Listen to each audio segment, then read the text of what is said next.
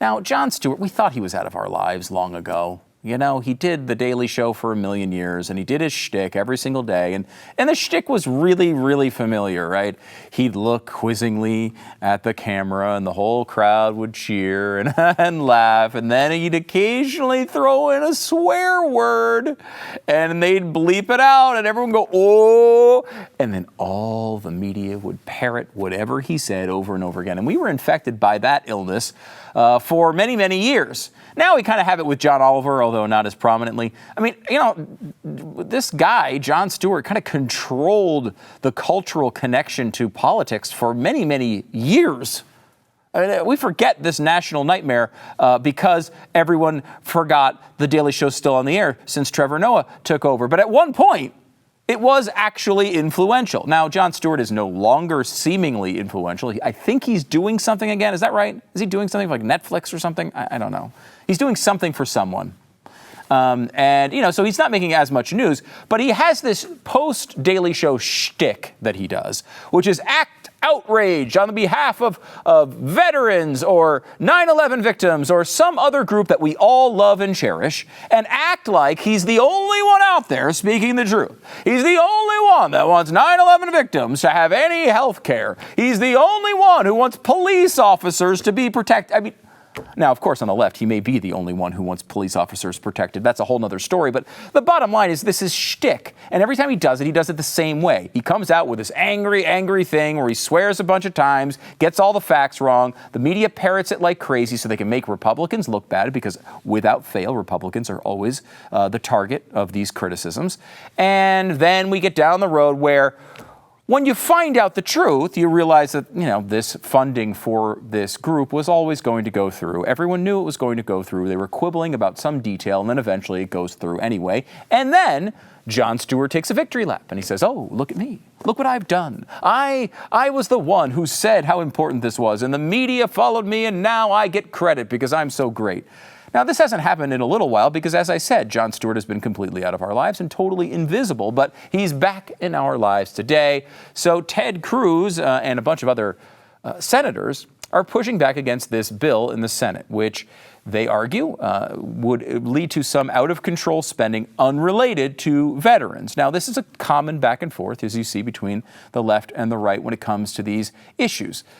Jon Stewart signaled out Ted Cruz and went after him in this video. Oh, hello. I'm Jon Stewart. Apparently. Quite funny. And I'm awfully interested in what Theodore Cruz is about to say about the PACT Act. Go on. But what the dispute is about is the Democrats played a budgetary trick, which is they took $400 billion in discretionary spending and they shifted it to mandatory. One thing, what Ted Cruz is describing is inaccurate, not true. Bullshit. See how funny that is without a crowd? Plays well, huh? So Ted Cruz responds, and he says, hey, John, you're wrong here. The bill gives $400 billion blank check, separate from vets care, for unrelated pork that will supercharge inflation. I support the PACT Act and its $679.4 billion it would dedicate to vets. It's people trying to use PACT to shovel more pork who are exploiting vets. Now, Jon Stewart went through a lengthy response on this on Twitter as well. He said, no one is playing politics with the PACT Act but you, Toomey, and your band of merry monsters. Stop effing around and pass the bill you already had passed. Thank you for coming to my Ted Cruz talk. See how funny that is when you don't have an audience?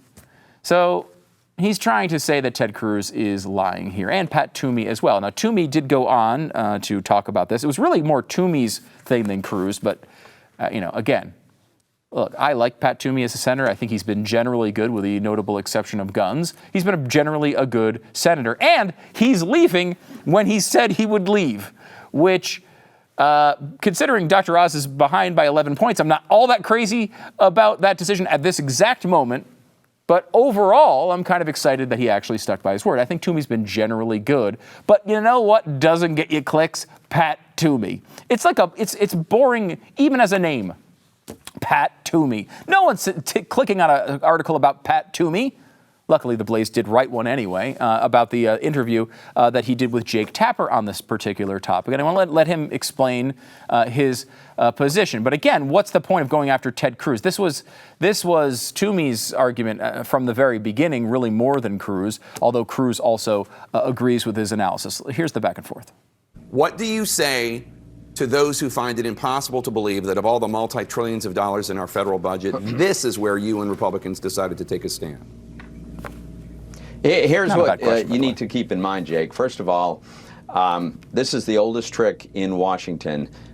People take a sympathetic group of Americans, and it could be children with an illness, it could be victims of crime, it could be veterans who've been exposed to toxic chemicals, craft a bill to address their problems, and then sneak in something completely unrelated that they know could never pass on its own, and dare Republicans to do anything about it because they know they'll unleash their allies in the media and maybe a pseudo-celebrity to make up false accusations to try to get us to just swallow what shouldn't be there. That's what's happening here, Jake. But this, my efforts, this was my in Republican the bill, colleagues. This was in the bill that passed the Senate last month.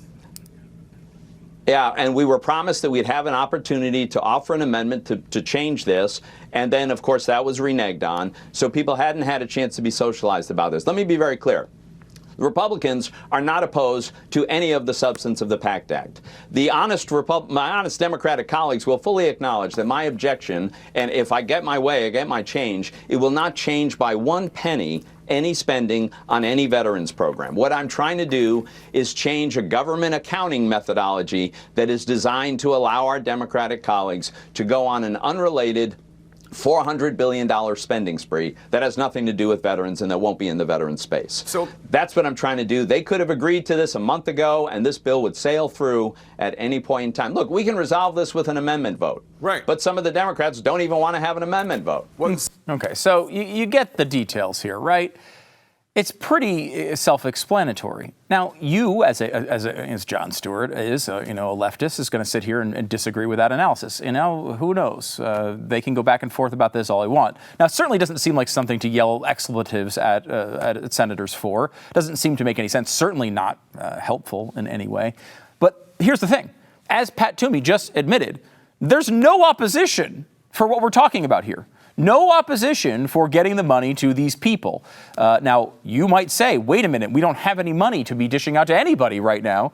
But generally speaking, I'm saying from the senators, there's zero opposition here to helping this group of people. Just like there was no opposition to helping 9/11 victims, just like there was no opposition to helping firefighters and police officers. None of these things have ever been true. When Jon Stewart's involved, that seems to be kind of a recurring theme. It's very strange. Jon Stewart wrote, "Morning, Senator Toomey. I'd rather be a pseudo-celeb than a pseudo-senator." See how funny that is? Without a crowd? Take your amendment vote at the same 60-vote threshold veterans had to hit. Good luck capping and rationing care. Now, of course, all this stuff is just nonsense. That's not what they're doing here. They're not trying to cap or ration care. That's not what they're doing. In fact, all the people who have voted against this have come out and said it. Let me give you a particular back and forth. The coverage, of course, has aligned almost identically with Jon Stewart's ridiculous analysis of this particular situation. But Alexa Henning, who is a spokesperson for Senator Ron Johnson, had to go back and forth, and this is what happens behind the scenes all the time.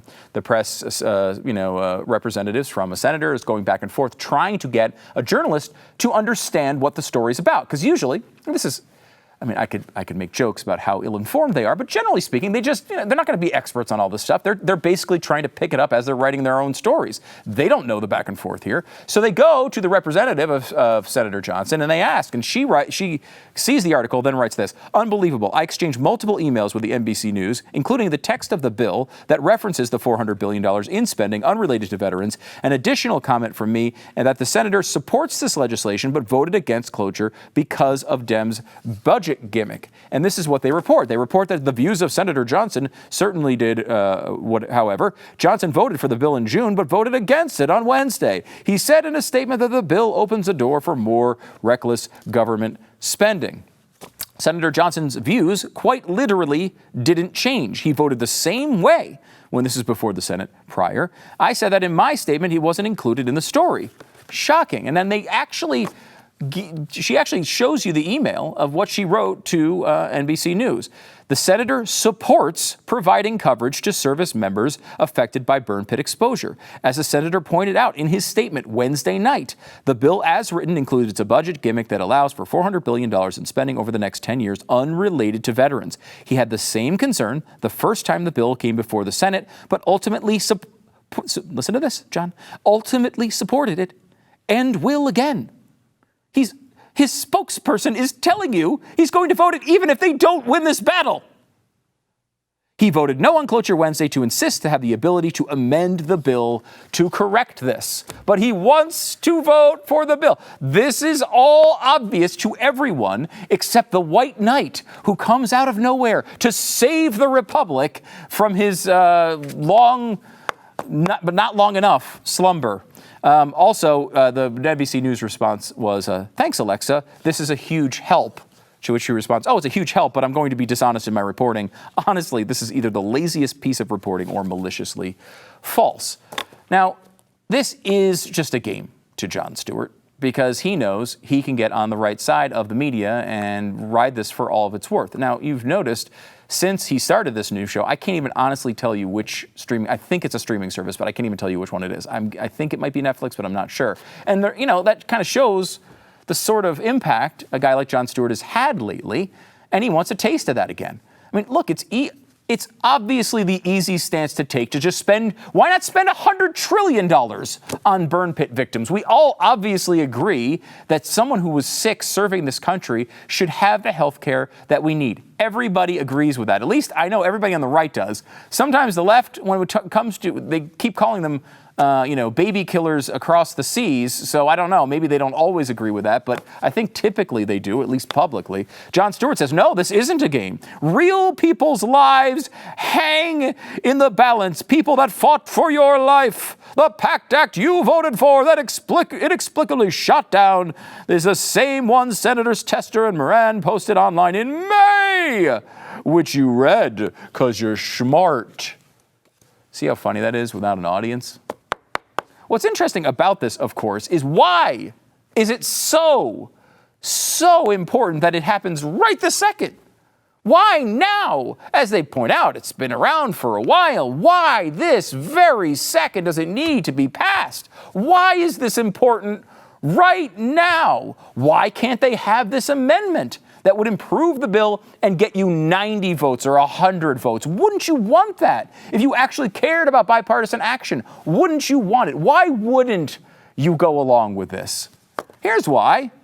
If the Senate amends the bill, it will need to go back to the House again for another vote before final passage. That likely wouldn't happen until September, since the House began its summer recess on Friday. Because they're on vacation. That's what. They have to pass it this way, and they have to put your $400 billion at risk because Nancy Pelosi decided to go to Asia and everybody's on vacation. That's why. It's going to have to wait another couple months because the House, which so supports this, and every single Democrat loves so much, they're all at home or at their vacation villas. Isn't that just so interesting? And here's the bottom line. We go to this stuff all the time. We try to give you the most perspective possible and go deep into these things when we can. But sometimes the surface is just true. And we've talked about this for a while, of coming up with a constitution of sorts, where we come up with things that are just hard, true facts that shall never be changed, unless, of course, we amend the Constitution. And let me just give you one proposal here. And I don't know, maybe we can come up with a process to really ratify these parts of the Constitution. But this one, I think, has been true every time I can remember it. You can tell me if there's been exceptions at least lately, but new proposed amendment to the Constitution. If Jon Stewart is talking about it in the media, it is a lie. Yeah, that's it. The entire text of the amendment. If Jon Stewart is involved, you just know it's not going to be true. This happens over and over and over again. The same cycles, the same victims, the same targets. It's the same thing over and over and over again. And every time the media willingly falls for it, which isn't exactly the right description because they're doing it intentionally, but they fall for it. They allow themselves to be won over by the emotional voices. Look, any service member who has a health effect, particularly, I mean, honestly, I've said this before. I'm a big fan of the military. If they should get health care for the rest of their lives, totally fine with that. They might not want it from our government, but whatever they need. Like, I'm kind of on that bandwagon. If you're going to go out there and risk your life for us, whatever you need. However, that does not give Democrats a right to exploit that to enrich themselves and their friends. And that's what they do all the time. They target Republicans and try to get them in a position where it makes them uncomfortable to vote against reckless spending. That is how we got here. That's why we have this stupid infrastructure bill that, by the way, a bunch of Republicans voted for. It's why we've overspent. It's why we have massive government programs that are bleeding us dry. Even though a lot of the people who receive the benefits from those programs are good people. Some of them have done really good things for the country. But these programs are the problem here, not the people behind them. Everybody wants people who served in our military and were injured in the course of battle or military service to receive every single bit of care that they deserve. There's just no opposition to that. That doesn't mean you get to run ramshack over our entire economy. You have to do it the right way. Pat Toomey, Ted Cruz, Ron Johnson, they're all just trying to say, look, we want to do this, but let's do it the right way. And the left is not only saying, absolutely not, we're not going to do it that way, but they're also saying, you want these people to die unless you do it the way we want it done, because Nancy's on vacation and we can't get it done for a while. Well, I got to say, that's not something that the Republicans should fold to, no matter how difficult it is. It doesn't matter if people like Jon Stewart run their mouth on YouTube. It doesn't matter if they run their mouth on Twitter. Let them run their mouths. Stand up for what's true. And so far, we'll see, but so far, the Republicans are holding that line. If you enjoyed this video, hit like and subscribe to our channel so you'll be sure to see similar videos from BlazeTV with the added bonus of signaling YouTube that your voice and opinion still matters. And if you're looking for more great conservative content, check out one of the 2 videos suggested here.